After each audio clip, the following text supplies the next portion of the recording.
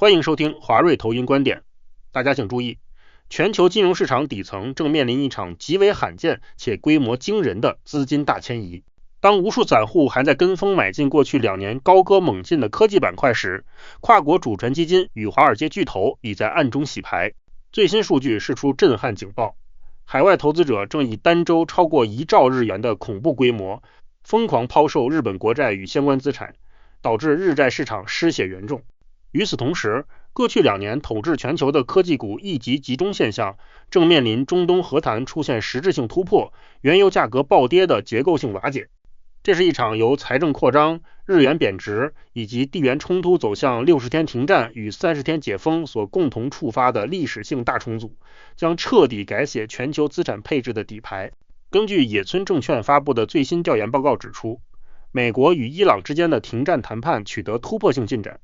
双方正就一项停战草案进行最后商讨。野村研究团队披露，该合议案核心内容包括美伊停战再延长60天，期间针对伊朗核开发进行协议，合议达成后30天内对荷姆兹海峡进行击雷扫海，并在约30天后正式重新开放海峡通航，且承诺免收通航费。此外，协议亦涵盖黎巴嫩等中东战线的战斗停止。这项和平曙光迅速引发市场的连锁反应。野村证券报告显示，受到停战消息刺激，北海布兰特原油12月期货价格在5月25日跳空暴跌大约 3.5 美元，随后进入多空重组期。与此同时，在美国现物债市因纪念日休市下，美国国债期货合约应声大涨，这在技术上对应着全球债券殖利率的大幅下跌。这一连串剧烈波动直接反映在全球套利大户对和平复苏预期的调整上。野村报告指出，目前在全球最大的预测平台 Polymarket 上，关于荷姆兹海峡通航预计在6月底恢复正常的预测概率已从低位大幅攀升至惊人的 50%。 华瑞认为，这项数据的跃升显示全球市场正处于地缘溢价被加速起出，但科技股高估值尚未完全修正完毕的敏感真空期。在这一阶段，停战协议的每一次边际确认都会在高度拥挤的科技股筹码中引发剧烈震荡，加速资金向景气敏感股与顺周期板块逃逸。然而，在这场停战背后，川普政府在政策与民教端所承受的刚性压力，才是推动其急于达成妥协的底层原因。野村证券研究团队在报告中披露了2项指标性民调数据。首先， YouGov 于5月11日公布的调查显示，川普总统的施政支持率目前维持在 42%。 其次，针对2月28日发动对伊军事攻击的决策，纽约时报与西耶纳学院进行的联合调研显示，仅有 30% 的美国民众认为川普的这一军事决定是正确的。更致命的是，高企的能源成本正在彻底反噬川普的岩石支持层。野村研究团队指出，随着全美开车季节的正式到来，全美平均汽油价格在足元已飙升至每加仑 4.5 美元的高位，相较于2月份时的每加仑3美元出现暴涨。野村团队援引 GasBuddy 的调查数据指出，虽然有高达 56% 的美国民众计划在开车季节进行长途公路旅行，但高昂的出行成本已成为其最深切的悬念。华瑞认为，川普深知若无法在接下来的各州预备选举及7月4日美国间隔250周年大典前，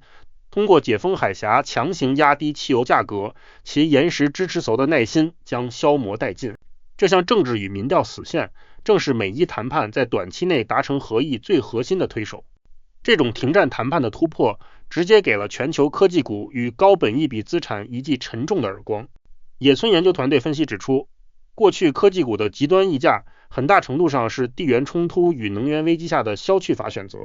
华瑞认为，一旦30天解封协议落实，全球景气复苏情境将大举复活。这将迫使原本锁死在科技股中的防守型资金，为追求高资本效率而大举撤离科技股，转向对全球贸易与实体需求极度敏感的景气顺周期板块，进而打破科技股一极集中的筹码格局。与此同时，日本的银行股与景气敏感股正迎来重估。野村证券首席策略师在报告中指出，虽然日本国内商业银行的放贷与存款利差在达到 2.0% 后，使银行股的进一步上升动能面临短期阻碍，但在政府推动监管放宽与地方银行重组的预期下，银行股的长期估值修复依然是引领日股突破历史新高的核心。相较于股市，日本债市所承受的风暴则显得更为强烈。野村报告披露，在5月11日当周，海外投资者对日本国债的净卖出额一举突破1兆日元。尽管市场目前对于日本银行在6月份升息的概率已预期高达 83%，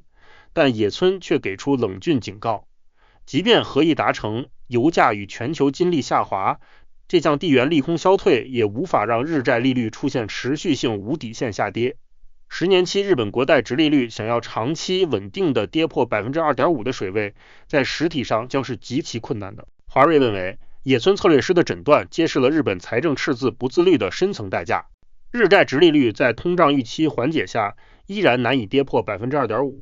主因是高市内阁3兆日元能源追加预算案以及后续5兆日元食品减税方案一旦在未来落实，将导致赤字缺口历史性激增。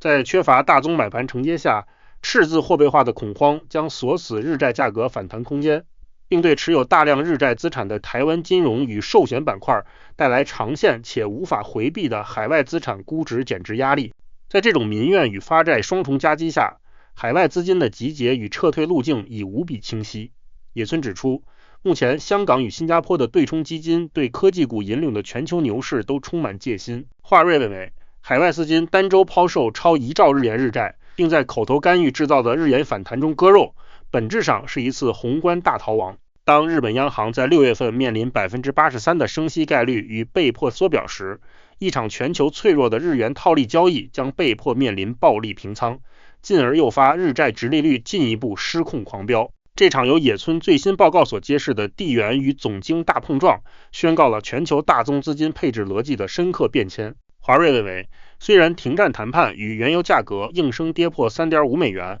会为全球市场提供短期情绪缓和，但日本资产价格的高波动以及全球无风险利率高企对高估值资产的无形压制，并不会在短期内发生根本性逆转。全球资产配置已正式进入了为基本面与实体盈余势夺的纪律时代。最后，华瑞认为，日本市场正在发生的这场财政扩张与日元贬值的历史性碰撞，绝非一次简单的板块轮动，而是全球信用体系、能源定价权以及总体流动性在通缩神话终结后面临的变局。川普面临的开车季高油价与民教危机，迫使美国政府加速海峡开放，这指明了未来长线配置的宏观方向。对于资产配置者而言，我们必须深刻内化野村报告所展示的短期地缘利好释放，但长期殖利率承压、科技溢价消退的底层真相。在操作策略上，切忌在日元低点盲目抄底，更不能轻视日债殖利率维持在 2.5% 上方对台湾金融股海外保险带来的减值压力。我们应当将重心坚定地定在资产负债表极度健康、具备绝对技术垄断定价权，且能持续提供强劲自由现金流的台股高阶半导体与硬体龙头上，并灵活拉高防守型高股息资产。唯有高度保持冷静、结构化的总经交易思维，用纪律与策略去对抗地缘政治与财政泡沫的情绪杂音，我们才能在这场亚洲金融大迁移与中东地缘重组的历史洪流中安然度过洪浪，并最终锁定属于我们长线的财富增值与资产安全。以上就是本期节目的全部内容，感谢各位的观看，希望今天的内容对你有启发。如果您喜欢我们的内容，欢迎追踪华瑞。若您对加入华瑞有兴趣，或是想要与我们进一步联系，欢迎随时与我们联络。